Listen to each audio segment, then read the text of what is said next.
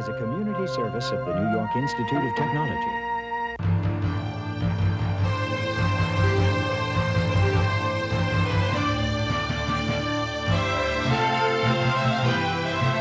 Covering the news of Nassau and Suffolk County's Long Island News Tonight with Ken Eckhart, Carol Peck, and the award-winning LI News team.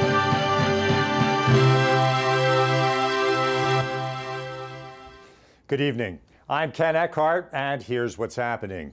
Over 200 Nassau County workers could be laid off by this summer under a revised spending plan proposed by County Executive Edward Mangano. The revised plan comes in response to the takeover of county finances by the Nassau Interim Finance Committee, which cited a $176 million deficit in the county's $2.6 billion budget. Mangano's proposal would eliminate 213 county workers and impose a 13-day unpaid furlough for all county employees. The revised plan would also redeploy over 100 police officers to street patrol and possibly close one police precinct. Mangano says his revised plan includes no tax increases. Meanwhile, the state budget is due next week, but Governor Andrew Cuomo is warning that the legislature may force a shutdown of state government if it gets in the way of his cost-cutting plans. Legislative leaders seem surprised at Cuomo's videotaped warning today. If it fails to pass a budget on time, the government will not have the funds to operate, and it may be forced to shut down. As your governor, I will make sure we are prepared for this contingency. I don't want it to happen. I will do all that I can do to get the budget accomplished. I'm working very hard to cooperate with the legislature.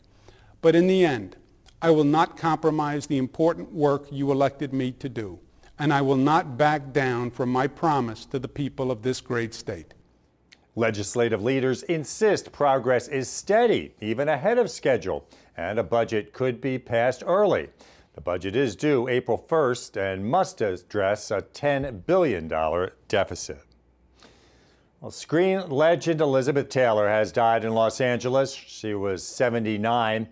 It's reported Taylor had been hospitalized for about 6 weeks and died early this morning at Cedars-Sinai Medical Center from congestive heart failure. She first gained stardom as a child and appeared in more than 50 films. She won Oscars for her performances in Butterfield 8 and Who's Afraid of Virginia Woolf. I'm like everybody else. I'm in love. You can look at me, Mama, without wishing I'd never been born. She was equally famous for her extraordinary beauty and stormy personal life, including 8 marriages and a series of physical ailments. We asked Long Islanders today how they felt about the actress. I think that she was an icon. I think she was the most wonderful actress. She was an absolute icon for all of America, for people interested in film or just beauty. We grew up with her as an iconic figure during our lifetime, so she will be sorely missed. In later years, Taylor was a spokeswoman for humanitarian causes, most notably AIDS research, and that work gained her a special Oscar in 1993. A Baldwin woman has been charged with bringing contraband into the Nassau County Correctional Facility. Nassau County Police say 28-year-old Nicole Coletti was observed yesterday by a surveillance camera in the visiting area of the jail in East Meadow, acting suspiciously. Detectives say further investigation revealed Coletti, who was there with her 4-year-old son, had narcotic pills and other contraband with her. She was arrested on charges including promoting prison contraband, possession of a controlled substance, and endangering the welfare of a child. The little boy was later released to his grandmother. Well, 2011 is shaping up to be a good year for the village of Hempstead, at least as far as crime is concerned. Officials recently went on record saying violent crime for the first 2 months of the year is down by more than 20%, as Adrienne Lazovic reports. People may be feeling a bit safer when walking around the village of Hempstead. Authorities recently announced a drastic reduction in overall crime in the village in comparison to the same time period last year. Mayor Wayne Hall says he attributes the drop in crime to the recent expansion of Hempstead's police force. We have aggressively worked to expand our police force. Last year, we hired 25 additional cops. Although the decrease only reflects crime reports during the past couple of months, Hall says this is a big drop and the community should be made aware of it. We realize that it's only the first 2 months, but with the trend keeps going downward, we are happy with the results that we have. The mayor says crime overall has decreased by 22% since the beginning of the year, with violent crime and crimes against property showing the most improvement. He says just the presence of additional officers has prevented a lot of crime. They're all out on the street. They're all over patrolling. There's more patrols 24 hours a day.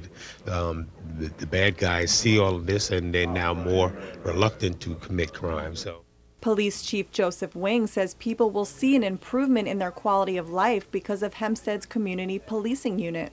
They're out there taking care of the quality of life issues, the graffiti on the walls, the people perhaps drinking in public, littering, those type of issues. Chief Wing is confident that the reduction in crime rate will continue over time and will hopefully give the local area a better reputation. In Hempstead, Adrienne Lazovic, LI News Tonight. Some extra incentive right now in Nassau County to make sure you use your seatbelt whenever you head out on the road. The county, along with the police department, is taking part in the governor's Buckle Up New York Click It or Ticket campaign. The extra seatbelt enforcement effort began yesterday and will run through next Wednesday. The initiative will include high visibility enforcement targeting those who don't buckle up. And the police department says a zero tolerance policy is in place. Officials say the goal of the effort is to reduce serious injuries and fatalities resulting from motor vehicle accidents. What was an up day on Wall Street today? The Dow finished the day up 67 1/3 points. NASDAQ was up almost 14 1/2 points. And the S&P was up 3 3/4 points. NYIT's LI News Tonight continues after this.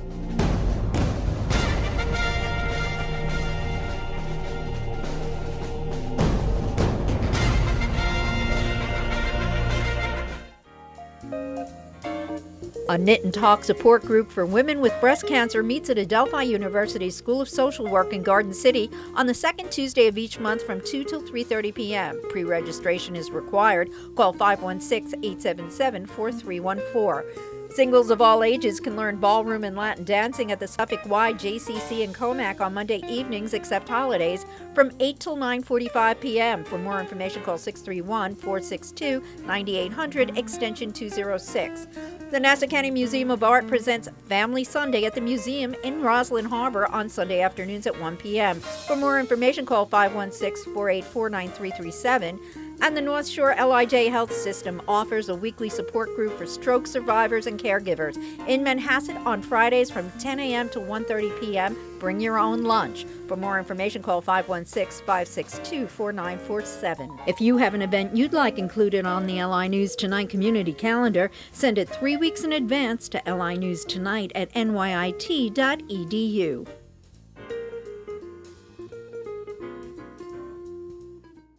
Press play to start your future. Learn the industry.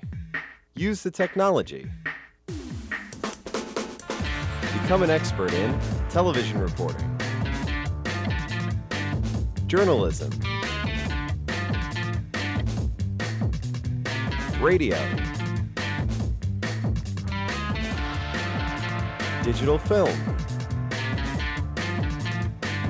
public relations and advertising,